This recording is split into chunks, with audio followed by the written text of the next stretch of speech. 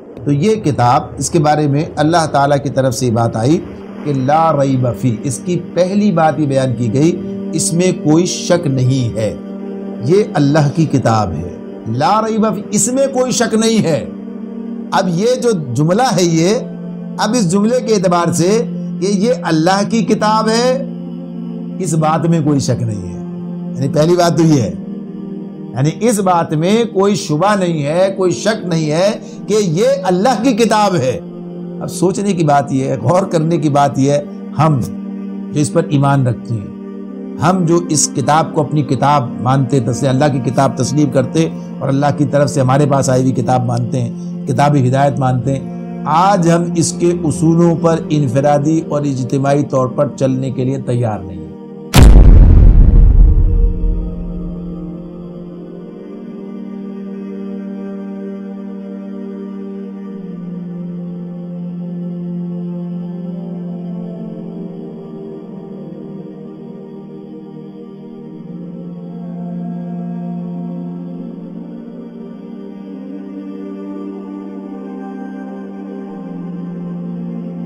کیوں؟ وجہ کیا ہوتی ہے؟ اگر کہا جائے کہ اعتماد، مانے گا نہیں کوئی، ویسے نہیں مانے گا، لیکن عملاً تو بات یہی ہے بھائی جس پر اعتماد ہوتا ہے اس کے پیچھے جاتے ہیں۔ آپ پر مجھے اعتماد ہے، آپ کے ساتھ لگ گیا، یعنی یہ معاملہ کہ اگر ہمیں اعتماد ہے، جب اگر ہمیں یقین ہو جائے ہماری معیشت بھی اسی سے ٹھیک ہوگی۔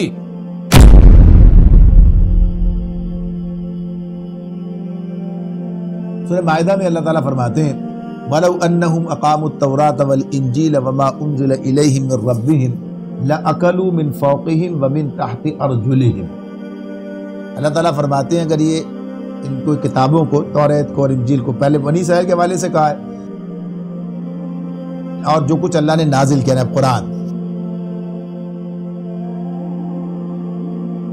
اگر انہیں نافذ قائم کرتے، قائم کرنا، نماز قائم ہو گئی جیسے یہ قائم کرنا، تو زمین سے رزق ابلتا اور آسمان سے برستا، یعنی بہتات ہوتی۔ اصل کیا ہے؟ اصل الفاظ ہے زمین سے کھاتے، آسمان سے بھی کھاتے۔ تو ہم محاورے کہتے ہیں نا چھپر پھاڑ کے، تو اوپر سے ہوتا ہے چھپر پھاڑ کے دینے کی بات یہ ہوتی ہے، یعنی بہت اوپر، یعنی ایسی جگہوں سے جہاں آدمی کا یعنی بہت آ رہا، اوپر سے نیچے سے ہر طرف سے چلا آ رہا، یعنی بات جو ہے اس طرح۔ اب یہ بات اس میں اللہ تعالیٰ نے کہی ہے، اب یہ بات ثابت ہوئی کہ نہیں ہوئی؟ یہ بات جب قرآن یعنی اللہ کی کتاب اپنے صحیح بنیادوں پر قائم ہو گئی تو نتیجہ کیا نکلا؟ نتیجہ ہم یہ دیکھتے ہیں کہ خلافت راشدہ ہی میں جب یہ اپنے پورے طور پر جب یہ جوبن پہ عروج پر آ گئی ہے، تو اسی دور کے اندر اتنے صحابہ کے دور میں، کسی اور کے نہیں بات کے، یعنی وہ تو ایک عبوری دور ہے جب جدوجہد جاری ہے، جب کام چل رہا ہے۔ یہ الیوم اکملت لکم دینکم والی آیت کب نازل ہوئی ہے؟ یہ پہلے دن نازل نہیں ہوئی ہے، یہ تو نبی اکرم صلی اللہ علیہ وسلم اس کے بارے میں کہا تھا، آخری آیت بھی کہا جاتا ہے اس کو، یعنی یہ اس وقت نازل ہوئی ہے جب آپ خطبہ حجۃ الوداع کے موقع میں آخری حج کے لیے وہاں موجود ہیں، اس کے بارے میں۔ تو بہرحال یہ الگ الگ باتیں ہیں کہ یہ آخری وہ آخری، لیکن آخری زمانہ یہ طے ہے، یہ بات طے۔ سورہ مائدہ ہی آخری دور کی صورت ہے کہ جس میں احکامات مکمل ہیں، تو وہاں یہ بات ہو رہی ہے آج، الیوم، آج۔ اس سے پہلے تو ابھی پورا نہیں ہے نا، جاری ہے کام جاری ہے۔ جب کام جاری ہوتا ہے تو ابھی تو جاری ہے، جب بن کر سامنے تب پتہ چلے گا نا، یہ جب اپنے اس پر قائم، نافذ، عروج سارا۔ تو بہرحال صحابہ کے دور ہی میں اتنی فراوانی، اتنی بہتات ہو گئی تھی کہ صحابہ یہ کہتے تھے، روتے تھے، یعنی یہ تاریخ کی کتابیں آپ کے سامنے ہیں، روتے، کہیں اللہ نے سب کچھ ہمیں یہیں تو نہیں دے دیا بدلا، یعنی ہمارے ساتھ تو کیسے چلے گئے ایسے، اتنا کچھ ہے، اتنی بہتات ہے، تو سب کچھ یہیں تو نہیں دے دیا۔ یہ بات اپنی جگہ پر آپ دیکھیے، آپ کے سامنے دور پر دیکھ لیجئے، اور اس کے بعد سے مسلسل دیکھیے، مسلسل دور دیکھیے مسلمانوں کا، یعنی عروج کا وہ زمانہ، دنیا کی امامت۔ اگر اس معاملے میں تحقیق کرتے ہیں، جو بات سامنے آتی ہے تو یہ کہ مسلمانوں کا عروج کس دور سے شروع ہوا ہے، یعنی کہاں سے؟ جب ان کے پاس کچھ نہیں ہے، یعنی مکے میں کیا ہے ان کے پاس، مدینے میں کیا ہے ان کے پاس، عرب کے اندر کیا ہے، یعنی وہاں کوئی ایسی ٹیکنالوجی ہے، کوئی ایسی وہاں کوئی درسگاہیں، کوئی یونیورسٹیاں، کوئی ایسا نظام نافذ ہو گیا کہ اس سے اب یہ آگے چلا ہے معاملہ، ایسا نہیں ہے، بلکہ کیفیت یہ ہے کہ تنگ دستی سے اٹھے ہیں، فقر و فاقے سے اٹھے ہیں، یعنی اس دور کے اندر، اور یہ کام کر کے دکھایا، یہ کام اس وقت جو ہے عروج ملا ہے، یعنی ایسے عروج کی طرف گئے۔ اور زوال جب ہوا ہے، زوال کے معاملے میں دولت کی بہتات تھی، دولت کی بہتات تھی، لیکن اس سے پیچھے ہٹے آیا تو زوال آتا چلا گیا۔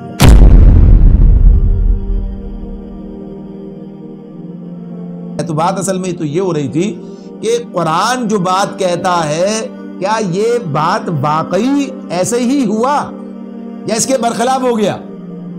تو کوئی بھی بات اٹھائیے اور دیکھیے، یہ بات آپ کے سامنے ہے، یہ بات سامنے ہے کہ چیزیں خود اپنے آپ کو ثابت کرتی ہیں، خود اپنے لا ریب فیہ، اس کے اندر کوئی شک کی بات نہیں ہے۔ ادھر مارے پھر رہے ہیں، ادھر مارے پھر رہے ہیں، گدا گری ہے ہر طرف کی، یہ کیا ہے؟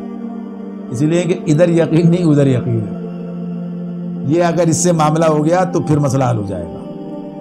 یعنی اب یہ کیفیت ہے نا، سوچنے کی بات ہے، غور کرنے کا معاملہ ہے، جبکہ یہ یقین ہے کہ لا ریب فیہ، اس میں شک کی بات نہیں ہے۔ اگر قرآن یہ بات کہتا ہے کہ ایسا کرو تو ایسا ہوگا، ایسا کرو تو ایسا ہوگا، پھر اس میں شک کا کیا معاملہ ہے؟ اس کا مطلب یہ ہے کہ کہتے تو ہیں لیکن اندر کیفیت شاید کچھ دل میں کوئی چور ہے، اس کو نکالنا پڑے گا، اس کو نکالنا پڑے گا، اس کو ٹھیک کرنا پڑے گا کہ یہ معاملہ جیسا ہے ویسا ہی ہے۔ بنیادی بات یہ ہے جو ہمارے سامنے آ رہی ہے کہ لا ریب فیہ، اس میں کوئی شک نہیں ہے۔ جب اس بات پر انسان کو اعتماد ہو جائے، جب یقین حاصل ہو جائے، تو یقینی چیز کو چھوڑ کر کون شک کے پیچھے جاتا ہے؟ ذرا بتائیے، اس کے علاوہ معاملہ ایسا ہی ہے نا، پھر یقینی چیز کو چھوڑ کر، جب یہ یقینی ہے، یہ تو یقینی ہے، باقی چیز اس کے علاوہ جو ہے وہ غیر یقینی ہے، جو اس کے سامنے اس کے مقابلے پر ہے وہ غیر یقینی ہے۔ تو یقین کو چھوڑ کر آدمی گمان کی طرف کیسے جائے گا؟ کیا عقل مندی ہے؟ بے وقوفی کی بات ہوگی، شک کی طرف چلا جائے، بھائی یہاں مجھے یقین حاصل ہے، یہاں علم میرے پاس موجود ہے، یہاں گمان ہے، یہاں خیال ہے۔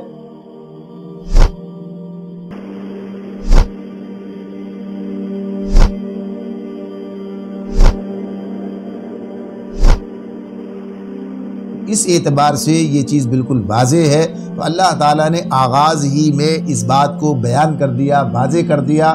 کتاب کے تعارف میں پہلا لفظ یہ ہمارے سامنے آ جاتا ہے، پہلا یہ بات جملہ ہمارے سامنے آ جاتا ہے کہ اس میں کوئی شک نہیں ہے۔ یہ بات اتنی اہم ہے، اس کو اس طرح سے دیکھا جائے، غور کیا جائے اس پر، اتنی اہم ہے کہ کتاب کے تعارف میں اللہ تعالیٰ نے اسے سب سے پہلے بیان کیا۔ سوچنے کی بات ہے نا یہ، اگر اللہ تعالیٰ نے اسے کتاب کے تعارف میں سب سے پہلے رکھا ہے، ایسے نہیں کتاب کا تعارف یہاں ختم ہو گیا، قرآن کے تعارف تو اور آئیں گے آگے اور بڑے زوردار انداز میں آئیں گے، لیکن اللہ تعالیٰ نے جو بات سب سے پہلے بیان کی ہے اس کی اہمیت ہے نا جو بیان کی ہے، تاکہ آدمی آگے بڑھے گا، اعتماد کے ساتھ، یقین کے ساتھ آگے بڑھے گا۔ لیکن بدقسمتی یہی ہے کہ چونکہ سمجھتے نہیں ہیں، سمجھنا چاہتے بھی نہیں ہے، یہ معاملہ ہے، تو اس اعتبار سے بات آگے چلتی بھی نہیں ہے۔ تو بنیادی طور پر یہ بات کہ جن کے پاس کتاب ہے، یعنی کسی کے پاس نہیں ہے اور ہمارے پاس ہے، اور ہماری جو حالت ہے وہ دنیا کے سامنے، ہمارے اپنے نظام کیا ہماری کیفیت ہے۔ تو مسئلہ سب سے بڑا یہی ہے کہ ہم جب اس کتاب کی طرف رجوع کرتے ہیں تو اس حیثیت سے نہیں کرتے ہیں، اس حوالے سے نہیں کرتے، یعنی سمجھنے، عمل کرنے، فائدہ اٹھانے، اس کو لے کر چلنے، یہ چیز ہی نہیں، تو پھر کیا شک ہونے نہ ہونے کا فرق پڑتا ہے؟ اگر کوئی آدمی صرف ترتیل کرتا ہے تو کیا فرق پڑتا ہے؟ اسے ترتیل کرنے شک ہے نہیں ہے، اسے کیا تو معاملہ ہی نہیں ہے۔ تو غرض یہ کہ اس کی طرف آنے کے لیے سب سے پہلا معاملہ یہی ہے کہ اس بارے میں یہ یقین پیدا ہو جائے، آدمی اس نتیجے تک پہنچ جائے کہ واقعی اس کے اندر شک کی کوئی بات نہیں ہے۔ جب شک کی بات نہیں ہے تو پھر عمل کرنا پڑے گا۔